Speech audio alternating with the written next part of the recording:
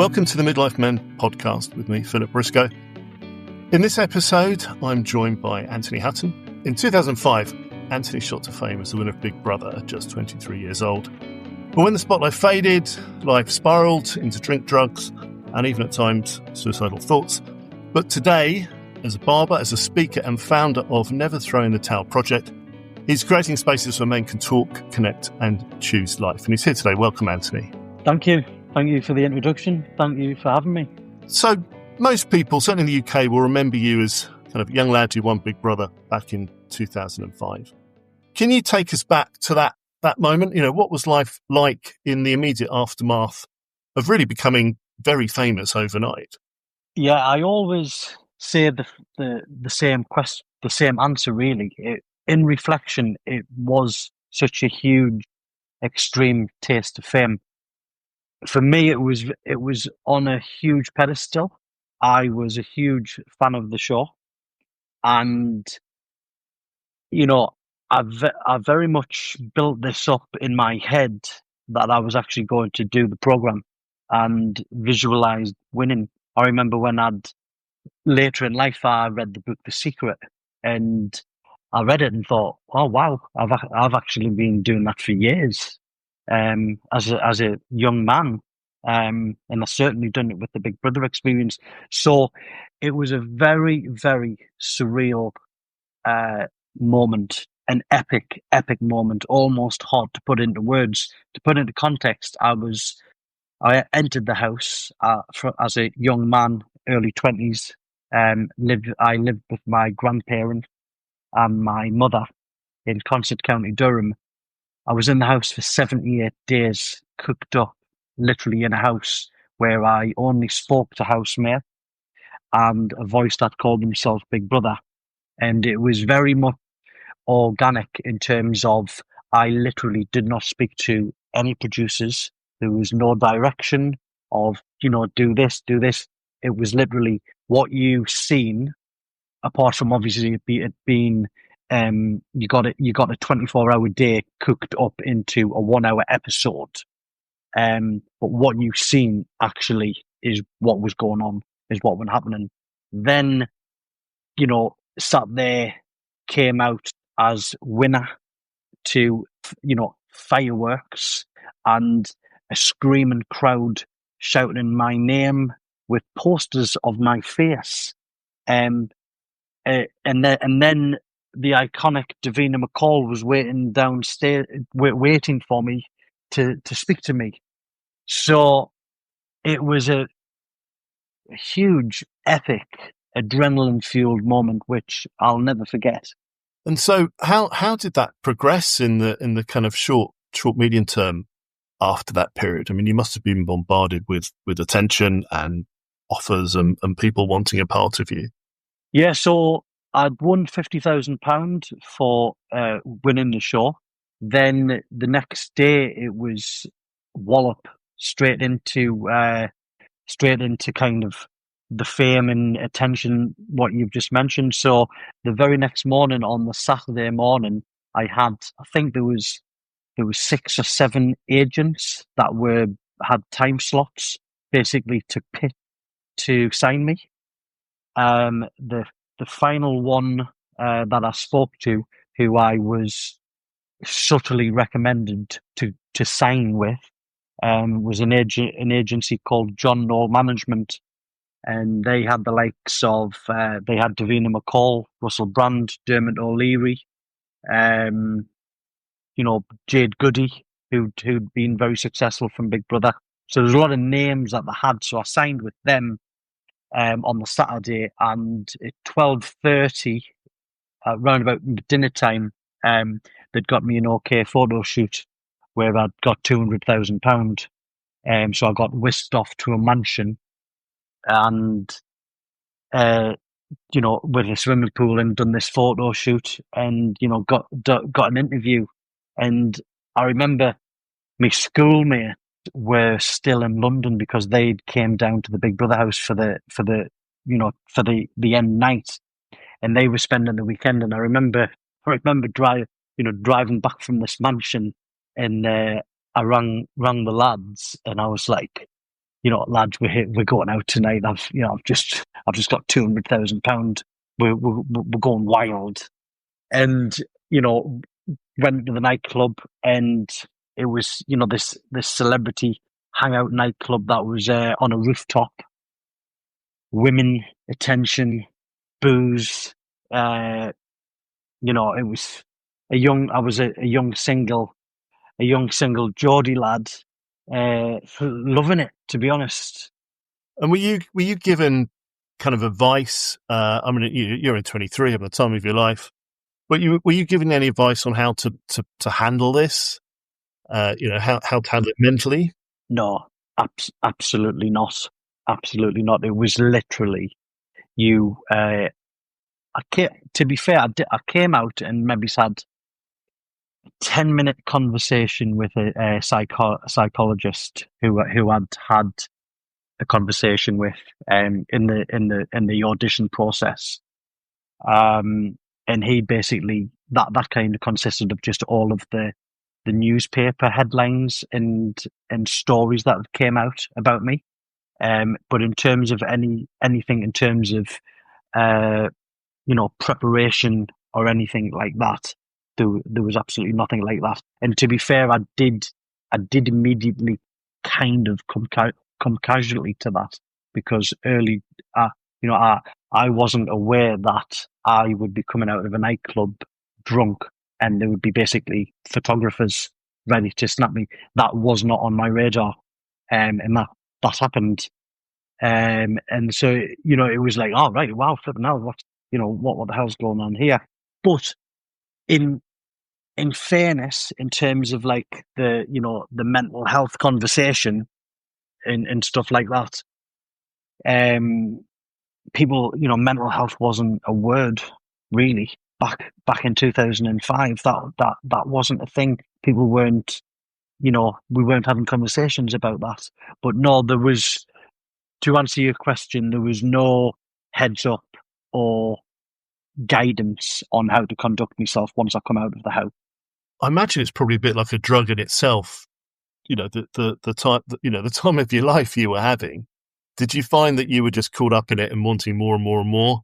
Well, I dealt with the wallop of fame. I would say I probably dealt with it very well, and also loved it. I was an extrovert character. I was very comfortable with attention. I was wanting female attention.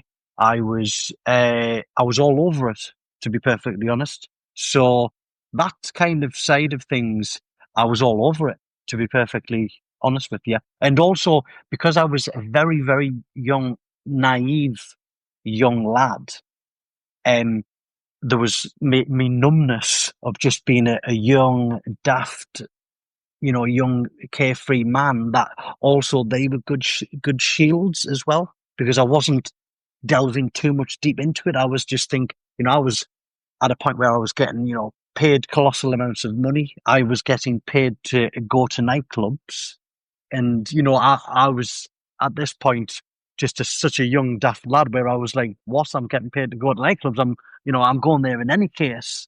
Like, I'm all over it. Yeah, I can see how you were probably having a very good time. So when did things start to, ultimately the spotlight maybe started to fade a little bit? What happened then? How did you kind of cope with that? Yeah, so it was like, I would say it was like a gradual decline. I managed to churn a living out from the Big Brother experience for a good few years. Certain like the first 2 years, I was making a lot of money. But then because I was a young working class man, I wasn't preparing myself for a huge tax bill either. So that was a bit of a like, whoa, what the hell? What? And then so I would say it was a slow decline, but I would say in terms of when it was hitting me, when it hit me was when the money was absolutely like there's no money coming in, and then it was the realization of the thought process of I'm going to have to get a normal job, and that that was that was terrifying to me. That was, the and again, I always say the same answer to this, but this is the answer. It was the ego, it was the pride, and it was the paranoia of what I thought people would think of me, because for a long time, my identity was that's him from Big Brother. That's him who's won Big Brother. So I'd cooked up in my head that I can't get a normal job because I'll get laughed at. And I was so hung up on what people would think of me. So I know you've talked about struggling with drugs and alcohol, and perhaps having darker thoughts. What was that descent like? When did you realise things were perhaps unravelling a bit? Well, I think it basically got to a point where I literally wasn't doing anything. So there was absolutely no direction. So I had no job. And the only thing that I actually was doing was going out on the drink, socializing. And at this point, I was basically I'd approached my late 20s now. So I've always had, and still have to this day. So I've always had a really good core of school friends. So we've always like some of me, my best man at my wedding, we went to nursery together since we were 5. But so the close knit friends, they'd obviously moved on with their life in terms of they'd had careers, they had children, they were getting the best friend was having kids and getting married, whereas I was basically in my late 20s with absolute zero direction.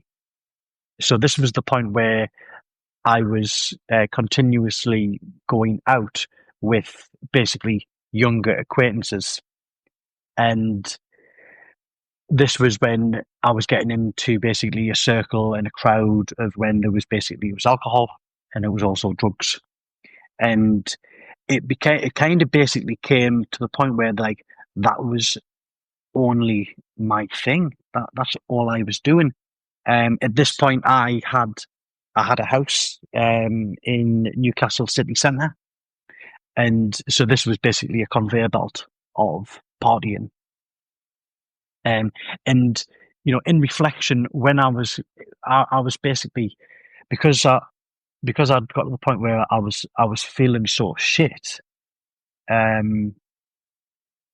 Getting intoxicated was my escape. But then, and like anyone will know who's been down a similar path, the come down from the alcohol, the come down from the drugs, combined with you are already feeling like shit, and this is when, and I'll answer your question before you ask it.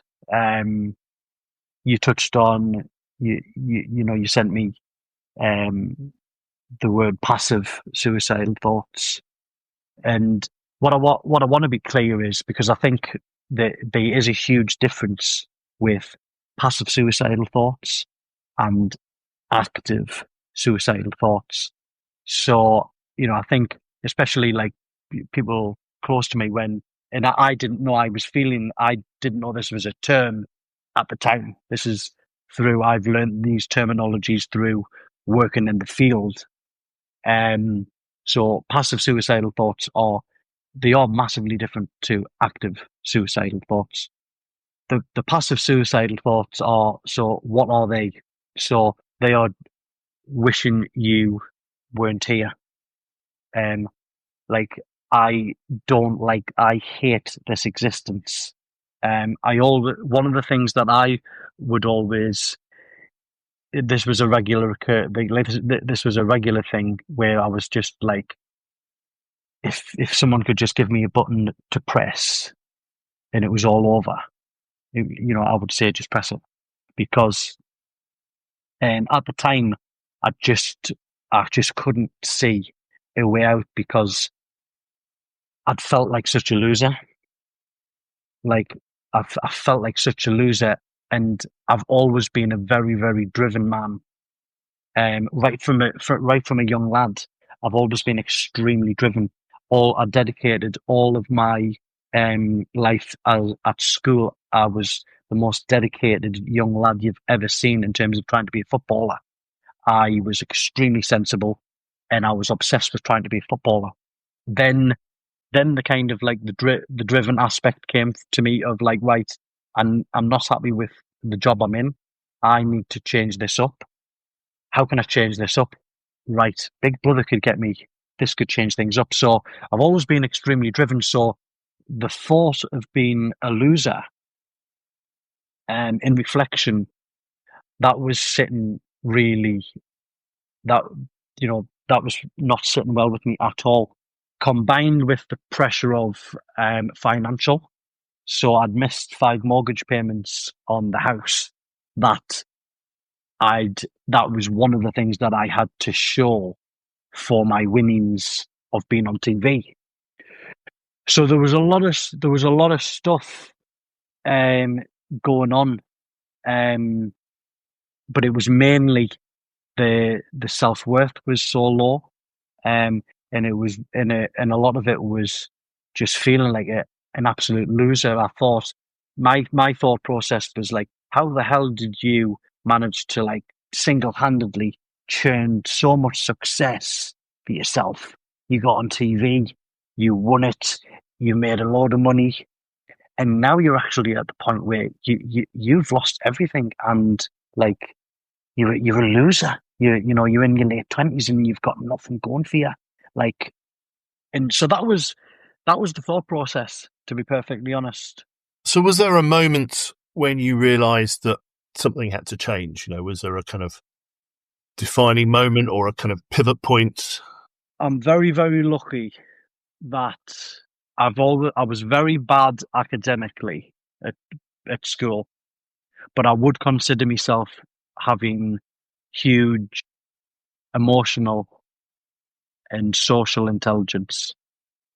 And there was something in my head that was, and I use this in my slide, and it's probably my favorite slide because it was the biggest ingredient that got me into a better place. And the slide says, take action, change things up. And I remember there was one particular night where I'd been out and I'd been, I got in the house and I was just like, obviously just thinking, what the hell's going on here? And I was like, I need to think, I'm going to have to change here. I'm going to have to change. I'm going to have to change things up. I'm going to have to get that job. And that was the big thing for me. And I'll be honest, it was I would say I had a bit of stroke of luck. I did get a brand thrown to me, and it was a bit of luck. So I was training to get into the hair industry before Big Brother, and it was for a big company called Saks, who had multiple salons dotted around the country, and one of the directors, a guy called Richard, he reached out to me, and I hadn't spoken to him for years, and he basically said, "Listen, I'm setting this new barber, this new barber brand. Would you ever consider getting back into the hair industry? It's in Darlington, and that was my branch." And I was like, you know what?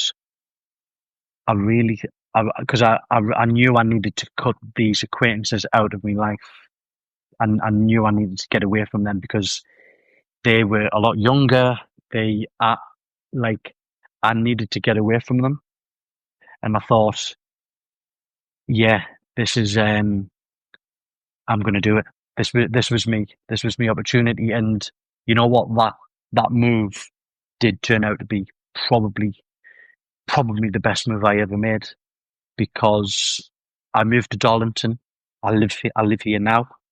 I met my now wife in that salon. I've done her hair, and we've got two lovely boys. We've got a girl on the way, and once I made that move, I can honestly say, like, I was pretty much immediately better. So in terms of in terms of like mental health, I would say mine was very circumstantial. Mine was very circumstantial because once I made that change and that move, I was like, and I'll never forget the first day at work. And this might sound a little bit dramatic, but this is honestly what happened. It was raining, and I'd got this. I was house sharing, and I was walking to work, and it was raining, and I was looking up at the sky, and I was quite nervous about this first job. Again, I was just paranoia, negative thoughts, but I always remember thinking, like, I am so pleased to be alive here. And like, I knew I was like literally starting from scratch. I knew I was house sharing in this it was quite a rough street, but and I was house sharing with this couple. So all I could afford. But like, I knew I was making the right moves, and I'll never forget those moments. And if there's one message that I can say, if anyone of the viewers is watching, if there's something that's really getting you down or really affecting you negatively, change it up, take action, because if you don't change, nothing will change. And I just think having that fresh start, and you know what, like most things, that first job, it was absolutely brilliant. The first day wasn't even bad, and that's another thing. The reality of things are pretty much never as bad as what we build up in our head. So I hope that's answered your question. I went on a bit of a No, that's brilliant. That's brilliant. So you're now cutting hair. You're enjoying life. You've embraced your new life. So talking about your what you're doing now, which is really focusing on men's mental health. How did cutting hair, and I guess talking to your clients, did it open your eyes to the scale of men's mental health struggles? Yeah. It fascinated me, to be honest. I hope that doesn't. I was getting blown away by the conversations that I was having in the chair, and because I'd been in, a similar place, or I'd been in a place where I've had to show resilience. There was a massive, huge amount of me that wanted to help. I felt like I could help, and I felt as if I could give advice, and I really found the barber, me being a barber, I was like, wow, this profession totally is me. I am all over this. This is just, I feel like this is my job. I loved it. But there was just many stories where I remember one guy had sent me this huge long text message, and he was like, listen, you don't realize what you've done for me when I sit in your chair. Like you've helped me so much. There was one gentleman who came to me.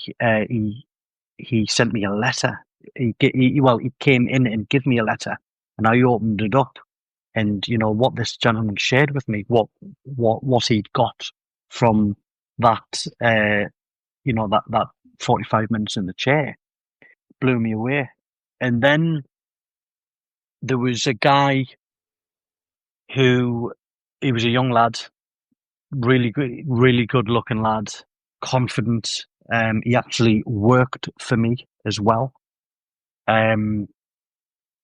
He turned up at mine and my wife's door early hours of a Sunday morning, and he was having active suicidal thoughts. He'd Googled how to do it, and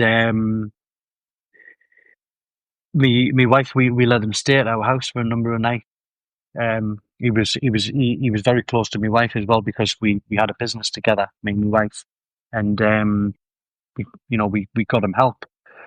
So there was a number of times where I thought, wow, this chair is like, I'm an unofficial therapist. I'm having loads of unofficial therapy sessions, and it blew me away. Did you find that men were confiding in you things that they'd never told anyone? Did you find it like a safe space that was the first time they'd been able to do this? Yeah, so completely. So I think my personality really lends itself to that. Number two, the barber chair setting very much lends itself to that. And then also the setting that I had. So I primarily worked by myself, and my business at the time was it was a barbershop and a bar. So it was majority bar, and through the back was this little cool, very secluded barbershop. But but the door was closed. So I used to call it the confession room, because I said I should be in priest attire here, because the stories that I'm getting told are, honestly, I could honestly write a book purely on barber chair stories. And I think it makes sense, doesn't it? Like I even do it. And that's why I think having external speakers to companies actually has huge value, because telling people outside of your bubble actually sometimes is the best thing. And sometimes I'll do that. I will share something to the person in my chair that actually I might not even tell my friends, because it's that unique, like it's that stranger. And again, I think, obviously it's proven that side by side, it nudges conversations more. And I just think that behind the chair really lends itself to conversations. And why, this may sound an obvious question, but why aren't men talking more? Why aren't they sharing how they feel, especially when they're struggling? Well, I mean, the answer to that, there's definitely not a silver bullet to that question there. I think there's multiple reasons. I think, for example, you've got the Northeast and the Northwest. They're the worst regions in the UK for suicide. You've got construction, that's the worst profession in the UK for suicide. So if you take a look at that culture of around token weakness, vulnerability, we've got a massive trait in taking the piss out of each other, taking the mick out of each other. So we generally don't like to show any form of weakness, and I come from a very much a sporting background. So if I use my experience of being in a football team, you know, you aren't showing any weakness, because the second that they've got opportunities, you're getting missiles thrown at you and a lot of it's love. Don't get me wrong, but and also we are a different animal to women. We are a different animal to women. So just asking us to talk doesn't work from my experience. That's why I'm a big advocate for we have to tailor mental health to men. And how do we do that? Well, I think we have to try and create safe spaces and almost make mental health in disguise. And that's what I say with that's why and I'm not just saying this because this is my idea or my initiative and what I do, but how do we get blokes talking? Well, especially in the workplace. So my top three would be has to come from the top, has to come from the leaders, and because if it doesn't come from them and they're not into it, it will never ever snowball. Storytelling, I think, and again, I'm guessing this is why you do this podcast. Storytelling will always be the best way to connect. It will always be the best way to relate. And when you get those things, when you get someone, and again, someone who's storytelling and showing vulnerability, and then it's like, oh, flipping hell, like I've felt like that. I've been there as well, and that triggers conversations. Then combined with, and this is why I think the barber chair is gold dust. So I do I storytell, share my story, showing vulnerability. Then straight after, I've got that safe space and the conversations in disguise because you're just coming for a haircut. But after they've heard that talk and then they've got that perfect setting of the haircut, it just nudges them conversations. And yeah, so has to come from the top, showing vulnerability, storytelling, and creating safe spaces or communities. That's what I would say. Well, I mean, you're right. The storytelling is exactly what this podcast is all about. And I've spoken to many men and many organisations actually that help men. And this idea, exactly as you're saying, that if you invite men to come and talk about their mental health, they won't come. But if you say, come and do something else, whether it's go boxing or go for a walk or have a haircut, then that's a safe environment to then have those conversations. So tell us about Never Throwing the Towel then. What inspired it? How did that come about? I always say this is, so I've lived a very colourful life, and have many, many stories. The story which led me to this project, I would say without doubt, is my best story because it really has a feeling of fate. And I would say I'm 43 now, and I definitely have become more spiritual the older I've got. So the project that I've set up is called Never Throwing the Towel, with the strapline "Keep on Living," and those were the words that I used right at the end of my grandma's eulogy. So my grandma, very, very special lady. She brought me up. Very fun fact. She when I won Big Brother back in 2005 to win the show, it was down to public vote. My grandma racked up a £4,000 phone bill inside a week, just to get me to help me win the show. So she was my dinner lady at school. Very, very religious woman.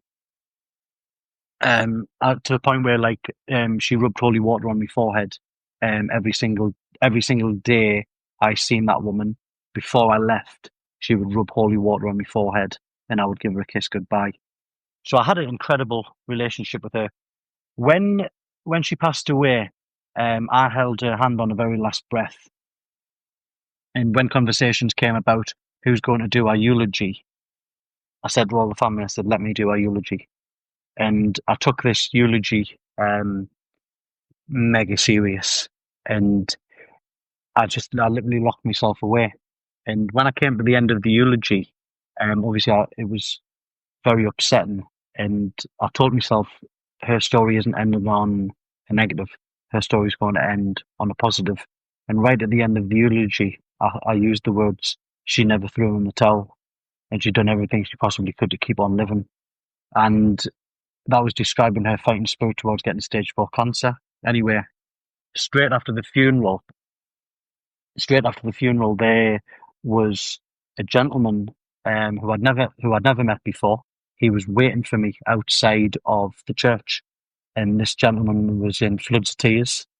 And he grabbed my hand, shook my hand, and he said, "Thank you so much for that eulogy." He said, "Your grandma was an absolute amazing woman." And the very same night, I was at my grandma's house, and I got a message, and the message was from the same gentleman who was waiting for me outside the church.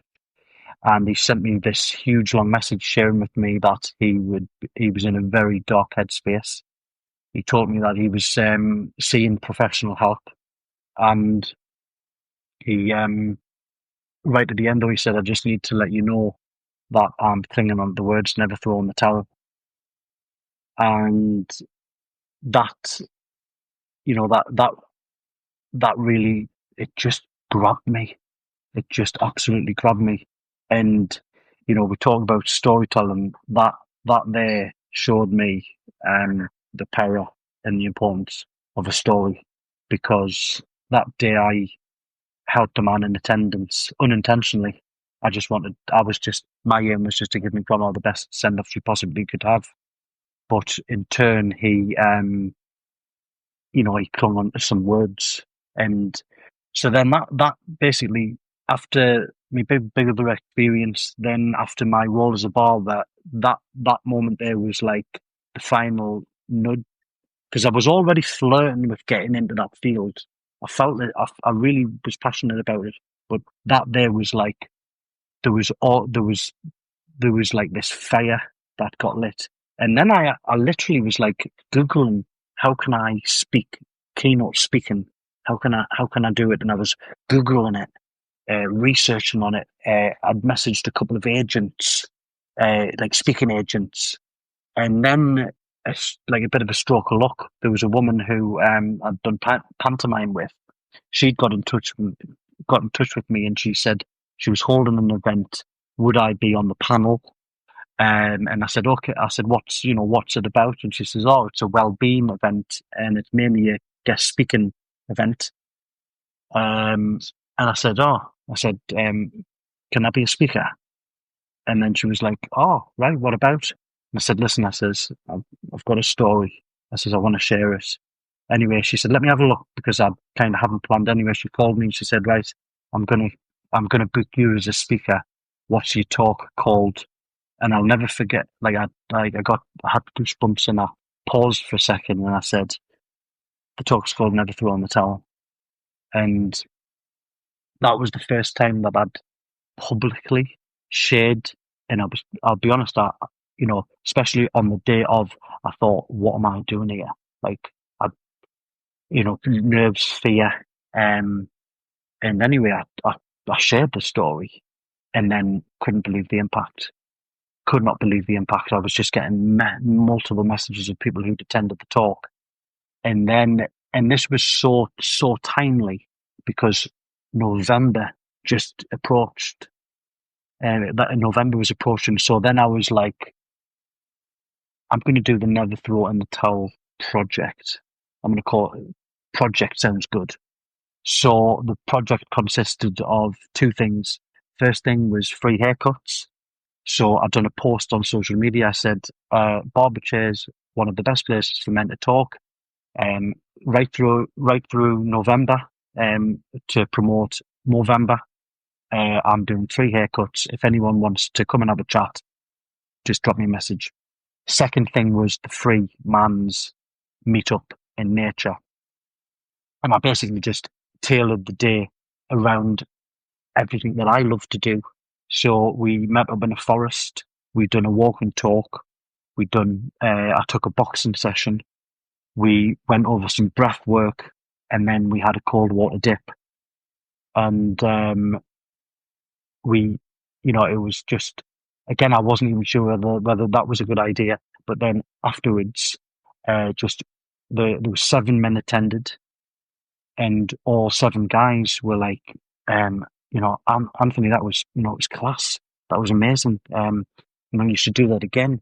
So I decided to do a second one. Second one had 31 men attend, and I was just like, wow, like what a leap. Third one had 72 men attend. Like, I was like, wow, like, ITV and TNT's News were covering it. And then at this point, there was a director wanted to do a documentary on it, and then I went on LinkedIn, and then again I had the idea of thinking, well, if I story tell and then cut hair afterwards, I'm thinking that might work. And so I basically pitched that idea to a client who was owner of a factory who had like 70 blocks. Again, had no clue whether that was a good idea, but thought it might be. Done that, and then again, could not believe the impact. Couldn't believe it. And couldn't believe the amount of blokes that had shit opened up. Like, really opened up. I think there was 3 blokes that day who'd actually attempted to take their own life. And then that was like, this needs to, and this is like even bigger problem than I thought. And then it's just grew and grew and grew, really. Obviously, you've created more of a movement now than just a project. I mean, this is huge. What impact has it had on you?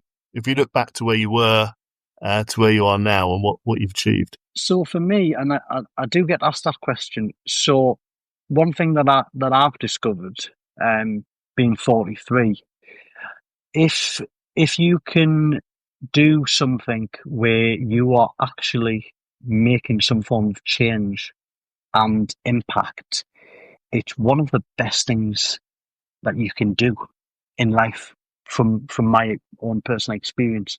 So I personally, there's a few things. One, I feel like it's a calling. This project has a feeling of fate to me. Whether people think that's fluffy or not, that's how it feels to me. And I feel very privileged to be able to do the work that I do. I'm fully aware that it can be hard sometimes. With secondary trauma and stuff, I get told a lot of stuff. But then on the flip side, I've got an extremely strong mindset, and I'm fully aware if I ever do need to offload myself and look after myself, I will do that. So what has it done for me? I absolutely love it. And is it if people want to get involved or come along, do they go to the website? How do they find out more? And are you just in the north of England, northeast? Yeah, so I'm in the northeast at the moment. So it's Never Thrown the Towel project on all forms of social media platforms.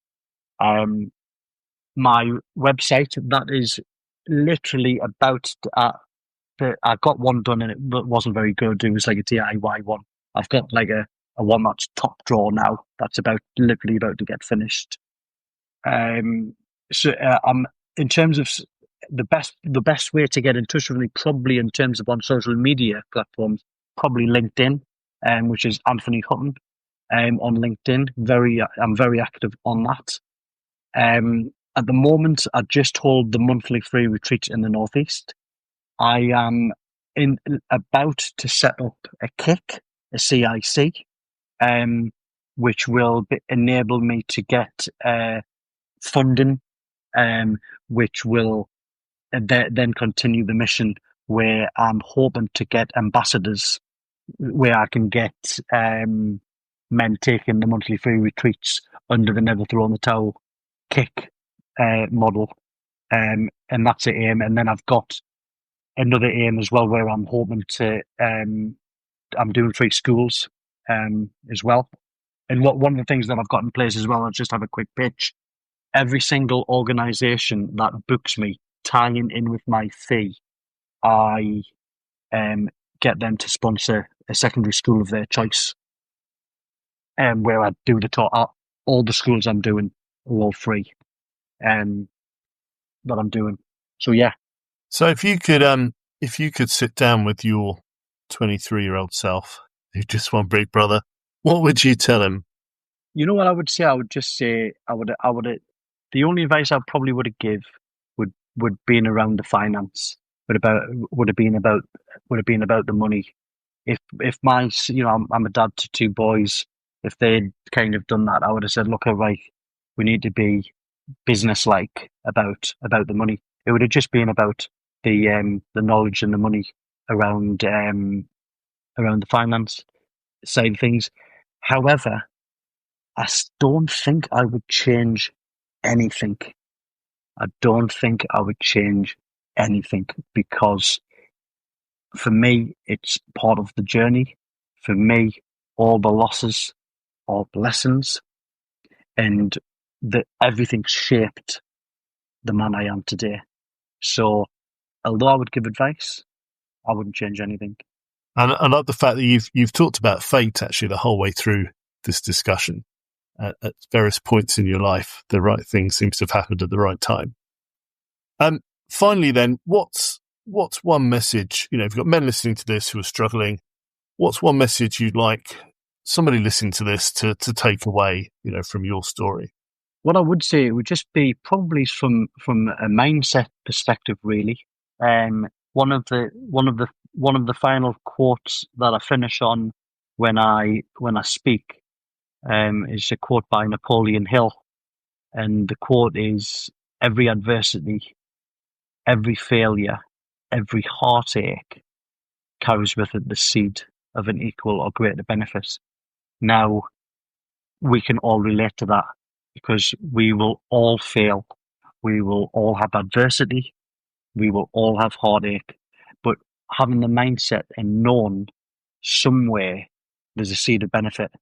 Now, I always kind of so now I live my life where if there's something bad that's happened, literally the mindset switch in my head is, where's the benefit? Where is the benefit? Where's the benefit here? And also just understanding something that I touched on of the law of polarity. So, in life, there will be bad times. There's also good times coming. There's dark. Guess what? There's light, and nothing lasts forever. That is including the bad times. If you just keep on going, and if you implement the correct things, the right things, sooner, slowly but surely, the good times and good things will happen. It's just, it's, the quote I use is, suicide, permanent solution to a temporary situation or feeling. And I just think a lot of the time it's marginal, isn't it? Where you just think, if you maybe just done that. I must say, I don't think everyone can be helped, but I do think a lot of people can be helped, and it's I've heard so many with the work that I do. I've heard so many stories. Some of them pure and utter luck. Like there's one guy who attended my retreats. He went to take his own life. He was in a bad headspace, and he put his phone down, and he went to go and do the act. And just when he was about to do it, his phone pinged, and the screensaver was him and his daughter. And he stopped, and he got down, and he went home. And it was luck. But now he's in a great place. He started actively doing. He got involved with the community. So the bad time. To answer your question, and I've went on a bit of a rant there. The bad times don't last. Good times will come again. It's literally the law of life. It's a law of polarity. Good times will come again. I think that's a great place to finish. Anthony, thank you so much for sharing your experience today and talking about what you're doing. We need more people like you. And it sounds like your project, your organisation is just going from strength to strength. So thank you very much. My pleasure. Thank you very much for having me on. I always say yes to doing a podcast on this topic. I always do. So yeah, thank you for having me. Thank you for listening to the Midlife Men podcast with me, Philip Briscoe. If you want to find out more about Anthony and the Never Throw in the Towel project, visit the very soon to be updated website, neverthrowinthetowel.website, or you can contact Anthony directly via LinkedIn. So that's Anthony Hutton, where Anthony with an H. To raise the profile of the podcast, it really helps if you can review the show and please share it with your networks. If you have a story to share, then do contact me through the website, mid-lifemen.com. And finally, there's now a book called Men Speak Up, Journeys Through Mental Health, which is based on some of the stories from the podcast and available on Amazon and on other online retailers.